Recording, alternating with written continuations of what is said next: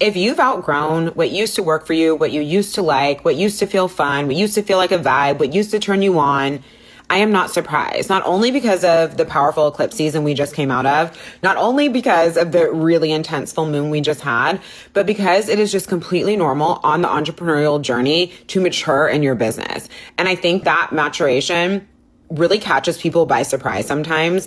And so they find themselves trying to reach back to what worked before. You used to do like huge launches. It was so fun. And now you're like, I literally have no interest, but you're like, well, maybe I need to try that on again. You're like, oh, remember I just used to have a new offer every 5 minutes and like I had so much energy. It was so live and everybody was buying. And you're like, oh, maybe I need to go do that again. But when you do it, you can't create like the same momentum anymore, right? It used to work to just follow someone else's formula to a T. And so you're like, oh my God, maybe I need a new one. And then it just feels so off to do that because now you're intended to be more powerful at co-creation and you actually need spaces where you're seen for who you are, you're seen for your frequency, you're seen for your signature edge instead of your ability to copycat what has worked for somebody else. If you are experiencing any textures to this or a lot of this, there is nothing wrong with you, but this is an initiation. And this initiation is so powerful. And so many women come to me when they're at this point in their journey and you already know, but now you're finding out for sure that your whole MO in this lifetime and on this planet is to be sovereign, is to be free. And I really believe that a lot of the times when we're earlier in our companies or in those first few years, the universe just gives you a little hand. They're like, just do what she says, just follow this thing. It's fine. Get your grounding. But then you start to grow up some. And it's not about not being supported because a lot of women will then go into that zone and that turns into exhaustion, that turns into plateaus, that turns into so many things.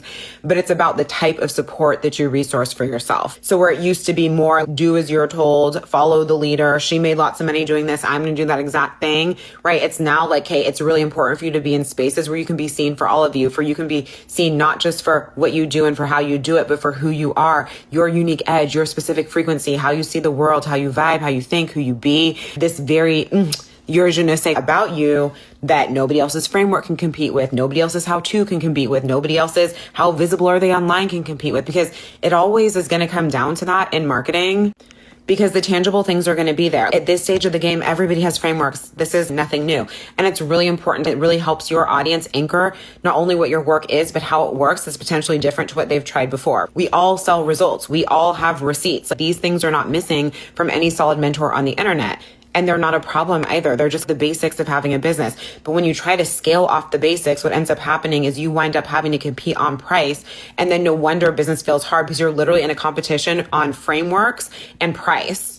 Okay, so no, that is not going to feel abundant. No, that is not going to call in the most lion clients. No, that is not going to feel easeful. When you learn how to market and sell based off who you are, based off your signature edge, based off your je ne sais, based off what is essentially like your signature scent and having it dripping all over your business, people feel magnetized to you for reasons they can't necessarily explain, except that there's this deeply felt soul resonance. And so many women who come into my world, they're just like, oh my gosh, thank you for sharing the fullness of your frequency. Oh my gosh, I asked for you. I asked for this and then it appeared. It almost feels like magic. But what is that? That's me being tapped into my own signature edge and then bringing that forward and how I market and sell and position myself and my brand and my offers.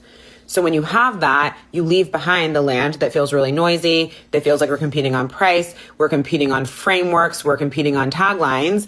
And even though framework, tagline, these things are important, sure, your price is being congruent with you, important, but also don't you want to be able to just charge more and not be competing on price? Yeah, I think so.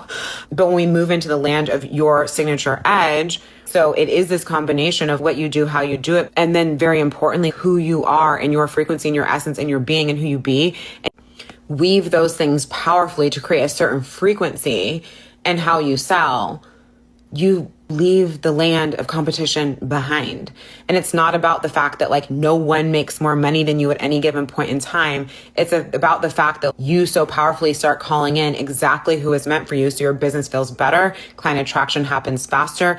There's just this frequency of ease that starts to emanate across your entire company and you will feel that difference. And so my guess is if you are feeling crunchy, if you keep trying to return to things that worked for you before and they no longer are working and they're no longer feeling like a vibe, you are being asked to mature in how you do business and being asked to really learn to market and sell with the depth of who you are so you can call in not just more money, but more soul aligned money.